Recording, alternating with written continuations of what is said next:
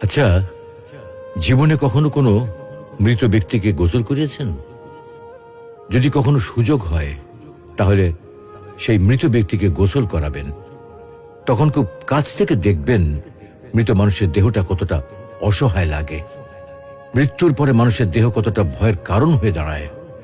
সুযোগ পেলে রাতে লাশটা পাহারা দেবেন, তখন বুঝতে পারবেন প্রিয় মানুষটার লাশ রাতের বেলায় আপনার কাছে কতটা অদ্ভুত লাগে, কতটা ভয়ের কারণ হয়ে ওঠে, কতটা আতঙ্কের কারণ হয়ে যায়। সুযোগ পেলে মৃত ব্যক্তির শরীরে একটু হাত লাগিয়ে কিছুক্ষণ তার স্পর্শ নেবেন। আপনি তখন উপলব্ধির সুযোগ পাবেন এই পৃথিবীতে বিশাল প্রভা প্রতিপত্তি মৃত্যুর পরে কতটা নির্যাতনের রূপ নেয়।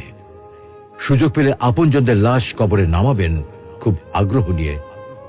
শেষবারের মতো মৃতদেহের মুখটি একবার দেখার চেষ্টা করবেন এবং বারবার উপলব্ধি করার চেষ্টা করবেন এই মৃতদের সাথে অনন্তকালের যাত্রার পথে এটাই আপনার জীবনের শেষ দেখা।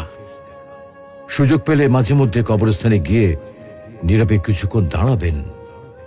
এরপর মনে মনে চিন্তা করবেন জীবনের লাভ ক্ষতির হিসাব।